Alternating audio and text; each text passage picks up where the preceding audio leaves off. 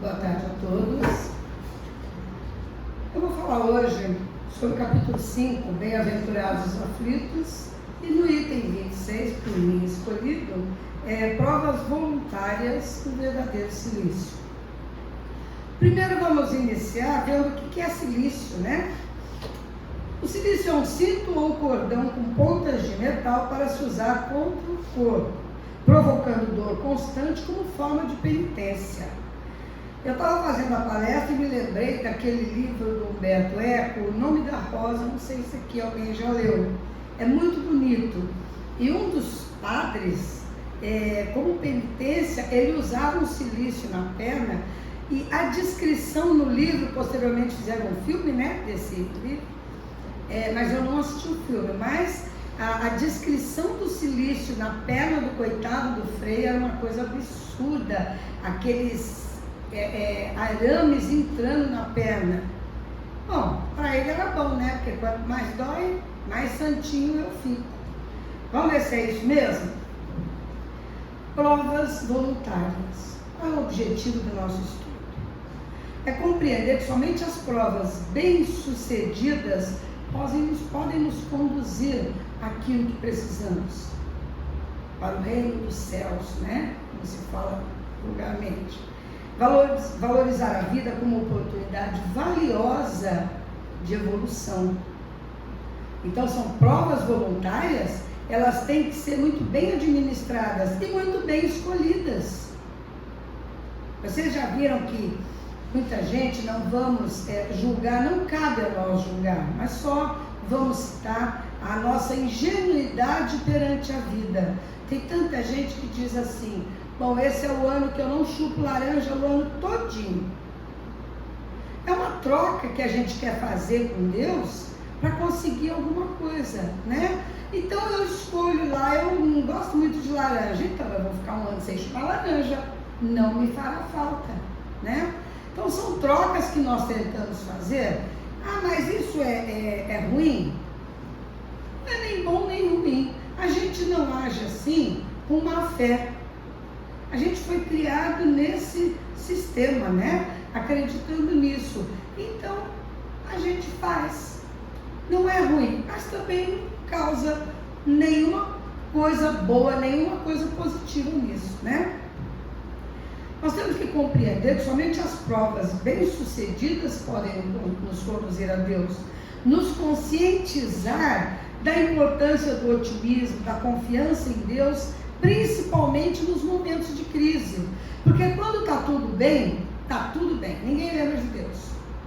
A gente curte a vida, curte o momento maravilhoso, positivo, né? É uma felicidade ímpar. Então, nesse momento, tudo bem, a gente é super-homem. Mas nos momentos de crise, aí sim a gente vê o quanto nós somos vulneráveis. Porque a gente imediatamente se reporta a Deus, pedindo a Ele força, e a nossa fé nesse momento é grande. Quanto maior a crise, maior a demonstração que nós damos, não de fé, mas de clamar com fé, né? Porque passou o momento da crise também, acabou a fé. Nos primórdios, Cristo convocou seus prepostos técnicos da espiritualidade para que desenvolvesse para esse nosso planeta inóspito, nascente, um organismo capaz de suportar as provas às quais iríamos passar. Um corpo com condições de sobreviver e que durasse tempo suficiente para que nós pagássemos nossas dívidas. Aqui está, né?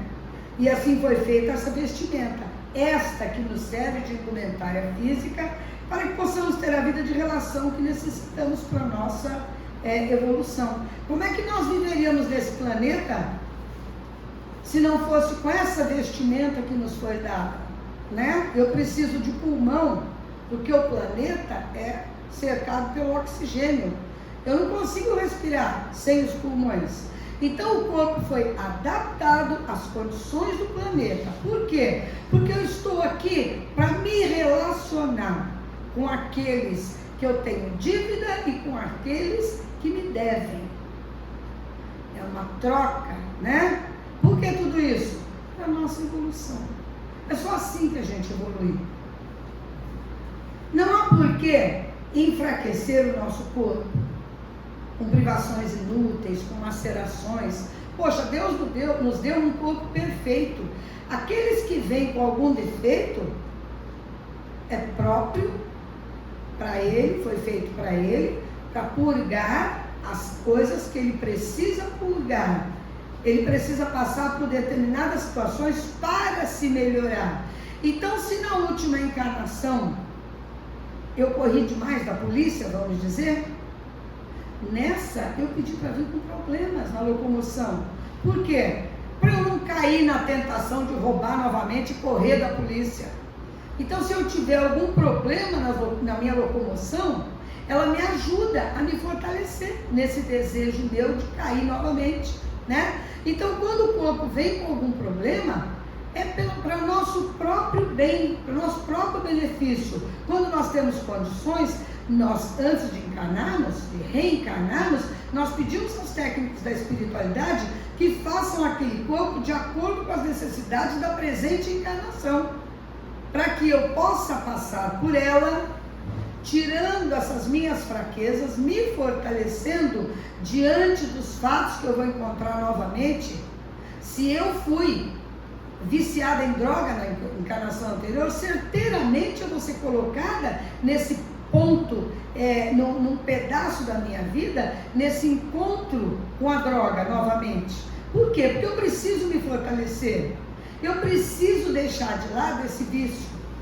A evolução pressupõe que eu tenha que melhorar espiritualmente e moralmente. E ninguém que é drogado, que tem qualquer tipo de vício, consegue se melhorar. Então eu vou sendo colocada frente a essas provas até que eu consiga ultrapassar todas, né? Então, enfraquecer o nosso corpo sem necessidade, esse sim é o verdadeiro suicídio. Eu preciso dele rígido, íntegro, porque a vida não é fácil. Para ninguém a vida é fácil nesse planeta. Nós estamos aqui em provas, em expiação. Todos nós passamos por problemas grandes. Se o nosso corpo estiver adoecido, enfraquecido, a prova vai ficar muito maior do que seria se o corpo estivesse bem, né? Então, enfraquecer o nosso corpo sem necessidade é um suicídio. É lícito a gente abrandar as nossas provas? Elas são sempre proporcional a quem a carrega, né? Não diz que Deus dá o frio conforme o cobertor? Não adianta a gente reclamar quando a gente está sofrendo demais e diz, meu Deus do céu, Deus está esquecido de mim, está me provando demais. Tá não. Deus dá a carga suficiente que a gente possa carregar. Ninguém carrega um fardo maior do que aquele que ele pode. Se ele fraqueja é outra coisa, né? Aí já é um problema dele. As provas, então, são sempre proporcionais. E ela tem por fim exercitar a nossa paciência, a nossa resignação, a nossa inteligência. Porque quando você usa a inteligência, você consegue abrandar a sua prova. Ludibriando Deus? Claro que não. Você abranda as suas provas com boas ações, né? É igual na cadeia. Na cadeia, o camarada que tem bom comportamento, às vezes ele até diminui muito a pena porque ele ganha pontos positivos pelo bom comportamento. Assim somos nós. Eu não preciso ludibriar ninguém na espiritualidade. O meu comportamento íntimo, né? Porque comportamento social é uma coisa, todo mundo está quietinho aqui, está bonitinho, mas eu não sei o pensamento de cada um, não é verdade? E na espiritualidade isso não acontece. A minha boa ação lá é boa ação de verdade. Para quem só vê a vida corpórea, as provas parecem intermináveis. E a dor pesa tanto com todo o seu peso. É claro, né? Aquilo que a gente falou. Deus esqueceu da gente e botou um mundo na minha cabeça. Temos que aprender a sofrer as provas que se apresentam sem reclamar, perseverando na luta. Por que uns conseguem e outros reclamam tanto? Se reclama muito, cai naquela prova. O que vai acontecer? vai voltar de novo, novamente com a prova. Porque a gente, para evoluir, tem que aplanar o caminho, tem que limpar atrás da gente. Então não adianta eu fugir de uma prova agora que ela vai vir pior depois. Vamos enfrentar com galhardia, com coragem, com determinação, seja o que for. Qualquer prova enfrentada com firmeza e com fé, ela se torna muito menor do que na realidade ela é. Se a gente não sai vitorioso dela, não vamos nos desesperar. Nós somos espíritos eternos, temos todo o tempo do mundo, né? Quando encaramos a vida sob o ponto de vista espiritual, as coisas mundanas perdem muito valor. Tem gente que se mata porque perdeu a fortuna. A gente vai falar mal de uma pessoa dessa? Não. Cada um tem seu ponto de vista e cada um tem o ponto em que ele dá mais valor.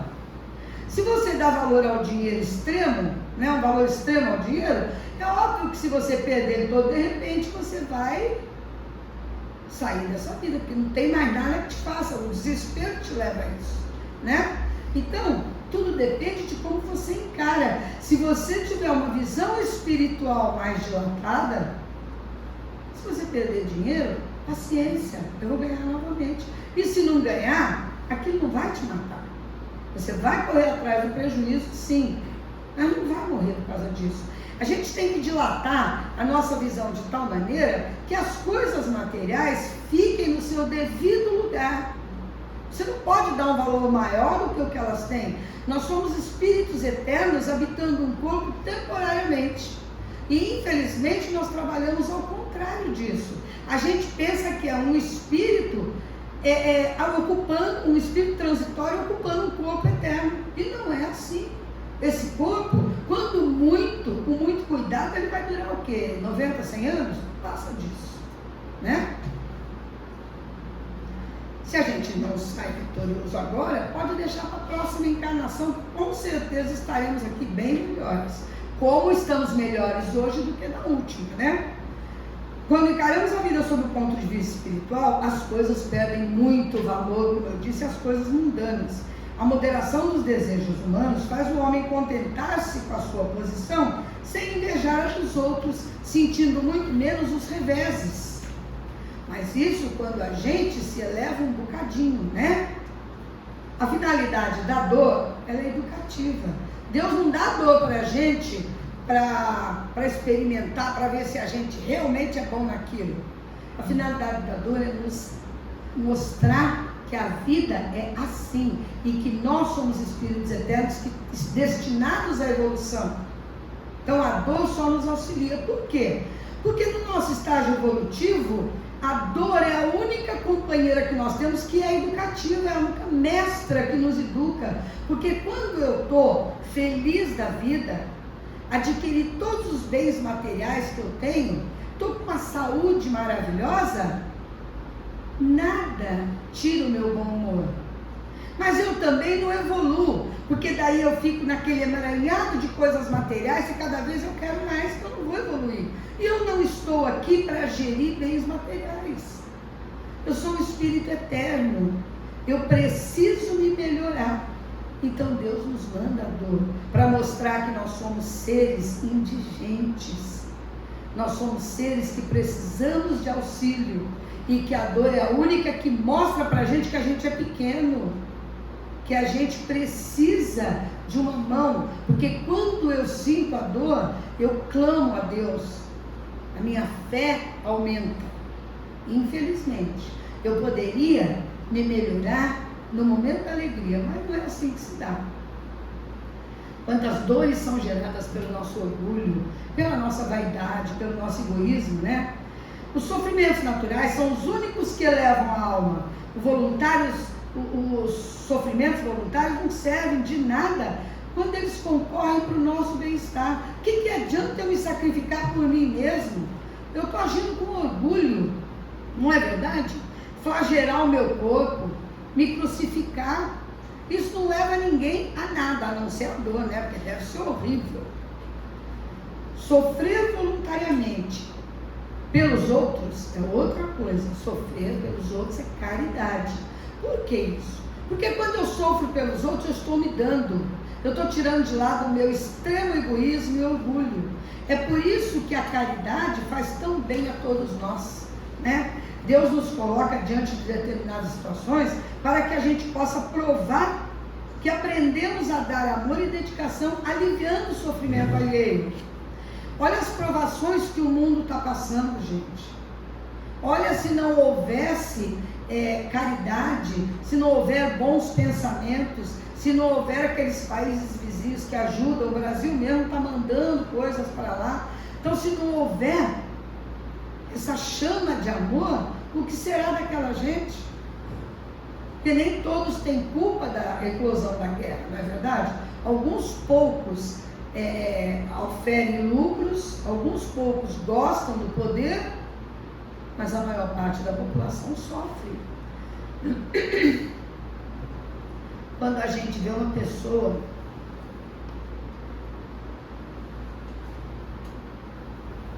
passando sozinha por uma dor, e a gente não vai até ela, não abraça, não fala uma palavra de conforto, a gente está sendo egoísta, a gente está olhando para o nosso umbigo, não fazendo nada para ninguém, não colocando aquilo que Cristo tanto fala, né? Vamos doar o amor, vamos abraçar os nossos irmãos, porque todos somos irmãos em humanidade, né?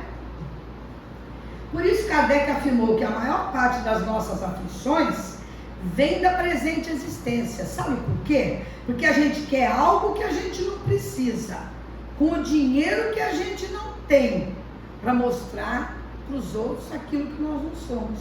Olha como nós somos pequenos, não é verdade? Há mérito quando as pessoas se sacrificam voluntariamente em favor do próximo. Nesse caso, o sacrifício passa a ser caridade, amor e devoção. Renunciar a algo necessário a si em favor do próximo, esse é o verdadeiro silício. Não aquele que a gente coloca no corpo para se rebentar todo a troco do quê? O verdadeiro silício está em você se mostrar para a humanidade, em você sentir pena da situação, em você mostrar que você tem algo de bom e de humano para oferecer para aquele que está sofrendo. Para quem deseja um silício, deve aplicá-lo na alma e não no corpo. Nós não precisamos mostrar o nosso corpo em chagas. Mortifica o seu espírito, nunca o seu corpo. Fustiga o orgulho, aceitando as humilhações sem reclamar. Já viu quando a gente está dirigindo, que passa um na frente de repente? Meu pai, a gente quer matar. Perde a cabeça, né? Eu acho que não tem um lugar que o ser humano mais é provado do que no trânsito. Porque ninguém fica quieto. Todo mundo quer matar o motorista que fez alguma coisa contra a gente. Então, aceita sem reclamar. Eu estou falando para vocês, mas é assim, olha, antigamente em cada 10 eu brigava 10. Agora eu já estou brigando só 5. Eu acho que eu evoluí um bocadinho nisso. Então façam como eu, por favor. Tem algum problema no trânsito? Vamos devagar, né? Às vezes a pessoa nem estava vendo, passou sem querer. Então a gente tem que dar crédito a quem faz o erro, porque nem sempre ele faz por má fé, para irritar a gente, né? Enrijeça-se contra a calúnia, a dor e a injúria, que são piores do que a dor física. Muito pior, né? Aí sim nós temos o verdadeiro silício, cujas feridas contarão a vosso favor, porque atestarão a coragem e a submissão a Deus. É isso, gente. Muito obrigada.